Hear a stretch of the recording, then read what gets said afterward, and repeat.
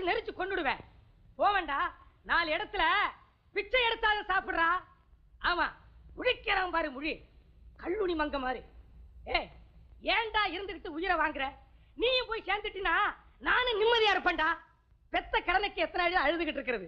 மனுஷனுக்கு நிம்மதி வேண்டாம். போடா.